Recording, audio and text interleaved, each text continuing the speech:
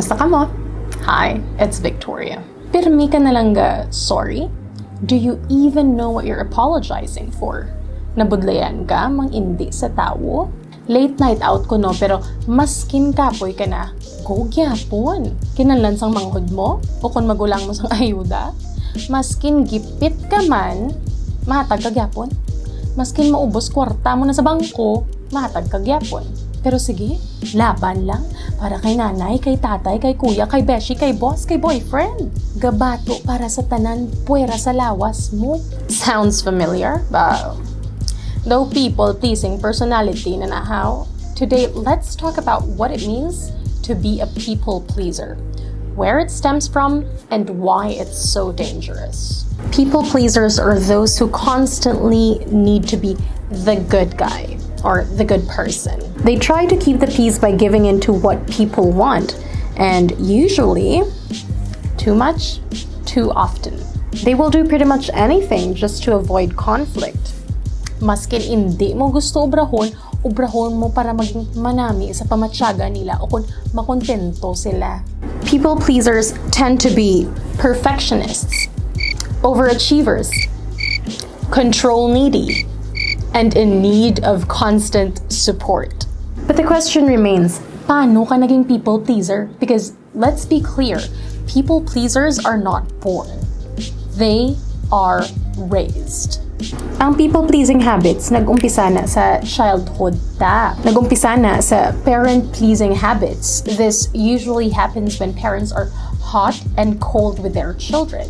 Ang kisa nga tamaan ka mapinilanggaon, kisa tamaan man ka preoccupied, or the total opposite. And maybe it's because of their careers or the way the parents were also brought up in a similar fashion, or sometimes physical or mental health conditions. Tanan niga-contribute sa pagiging hot and cold sang isa ka ginikanan. Siyempre pwede man nga wala ginasadya sang nanay kag tatay mo, tawo man lang na sila nakapoy, kulang sa tulog, na overwhelmed, or have their own issues. Pero para sa mga bata, love is equivalent to time and attention. And when that love isn't given, they feel abandoned or neglected and start looking for ways to please their parents to get more time and attention. And that's where parent-pleasing begins. People-pleasing adults were most often than not people-pleasing children. They were raised to believe they needed to earn love.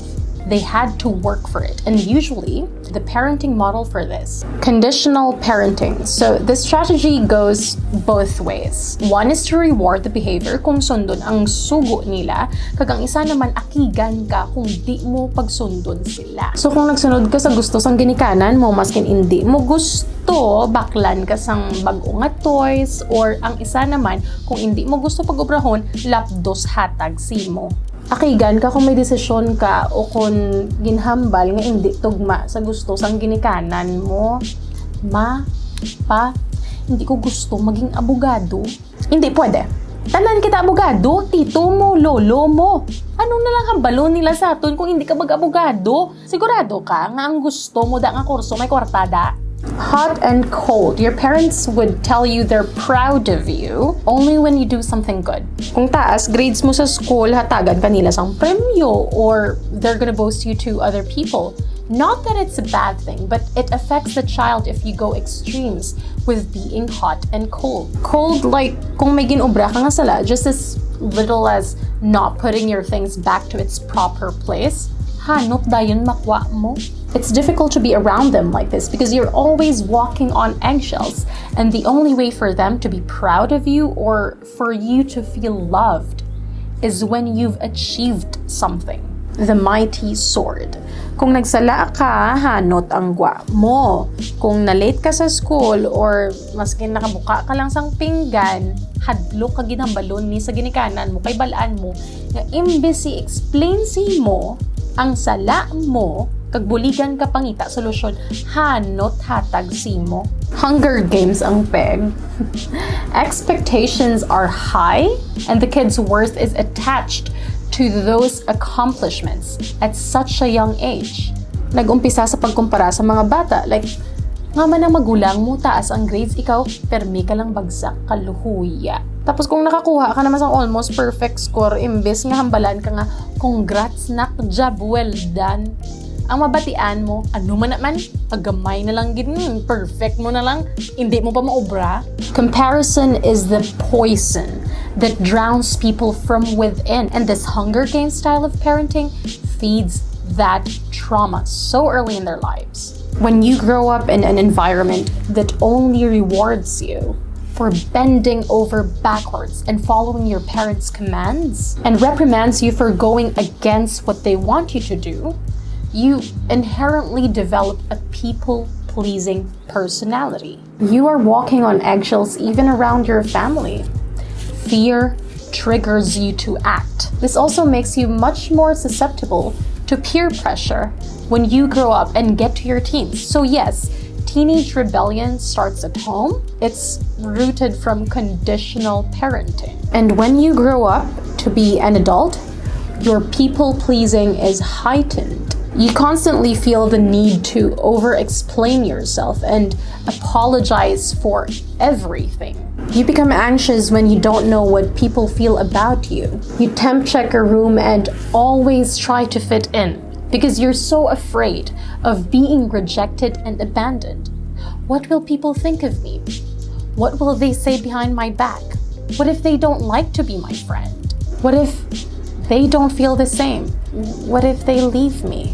Amo ni siya ho, tananta kung kapalangga, gusto ta nga ang ginapalangga ta, happy permi. Maybe you want to surprise your parents kay anniversary nila or gamiton mo imong vacation leave para makapag out of town ka mo ni hobby. Okay lang gid na, cause when you do it willingly, that's an expression of love. Kung wala mo ginasagasaan lawas mo, then that's healthy. So where do we draw the line between doing something out of love and being a people pleaser? Kung ginasakripisyo mo lawas mo your boundaries, your needs, your goals, and your dreams just to please the people you love, hindi na naiya sa paghigugma because love will never ask you to be someone else to please them. And the long list of what ifs go on and on and on. You think that something this common could actually be normal? It's not. Kaya kung people pleaser ka, most of the time, wala ka kabalo nga ang ginaobra mo is a coping mechanism na gali to feel loved, to feel seen, to feel heard, to feel valid. It means there's lack of security in yourself and in all your relationships. And that's scary because when you become a people pleaser, you become less interested in knowing yourself and making decisions independently. Permi na lang sa likod sang Pinoino mo, amo ni ayhan ang gusto sang ginikanan ko, sang pamilya ko, amo ni ang gusto sang grupo ko, amo ni gusto sang jowa ko, gusto kon maayo para sa tanan, puwera lang simo. But you know what? You shouldn't do everything that is for everyone's benefit but yours. That's called social gaslighting. Meaning, kay sobra ta nga nasanay nga makakita sa mga tawo nga ginasakripisyo nila ilalawas para sa iban, abi naton, tsakto na. With so many OFW stories nga nagakapa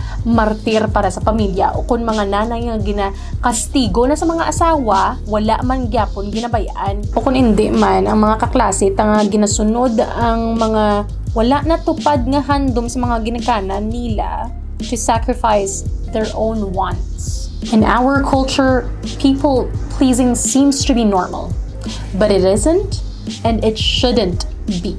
And because of too much need for us to feel seen and worthy, we develop attachment style that keep harming us along the way. Like anxious attachment. Wala nagitaya tangke para sa lawas ta. Meaning, sa sobra nga nahadlok ta mabilin, permi ka na lang kaka-worry hasta kag maubos ka na. It's like saying, you complete me. You think the only way to be complete is to be attached with another person. And if that attachment gets broken, you feel empty, incomplete.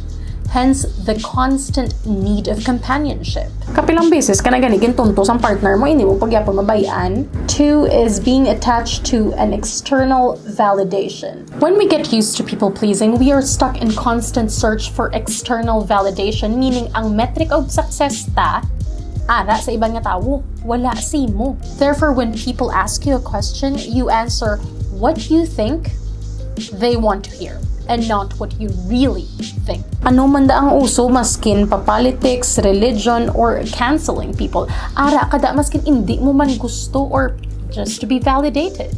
3 is shape-shifting.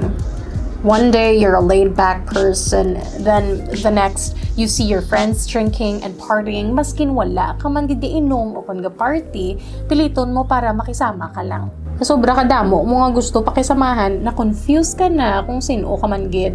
You are always burnt out for wearing too many hats and being everything for everyone. Pero ang pasensya, may hangganan na maskin sa pinakabuot pada nga tao. You get to the end of the line and you realize that you don't feel loved or cared for. What you feel is drained, exhausted, and severely disrespected. And when you get there, you'll just lose it. Either kakalas ka, it sobra sa pamilya mo, or magre-rebelde, or do the exact opposite. Because after years of silencing our voices to adapt and to survive, that voice will keep wanting to come out and scream enough. So how do we end the cycle of people-pleasing? Self-check. Are you a people pleaser? If so, note the circumstances that make it hard for you to say no and, well, avoid being in that corner. Practice saying no. Think before you commit and learn to put yourself first. If they get offended with you setting your boundaries and saying no, then, well, that's their problem. 2, heal. Know that how you were raised need not define who you are. You can choose from here. So choose to heal. Acknowledge your past and learn from it. Get to know yourself more. Start making conscious decisions that you want. Start by learning how to say no. Set boundaries. Seek professional help if need be. By all means, heal. And the third one is self-care. Focus on yourself, because that's the only thing that you have control over. Make time to count your blessings. Do things that make you feel whole and alive. Validate yourself. Qualify yourself. Create routines that build you up and be religious in practicing them. People-pleasing may be deeply rooted in our social norms and the Pinoy culture, but you don't have to be sucked into it. So the next time your childhood seems to be haunting you with saying yes to things you don't want to do, remember, check yourself and acknowledge your experiences. Then from there, choose to heal. And when you have the chance, love yourself better. This is the 21st episode of this Makeup Therapy series, and if you like content such as this, please hit the like, the share, comment your thoughts down below, and don't forget to subscribe. Bye!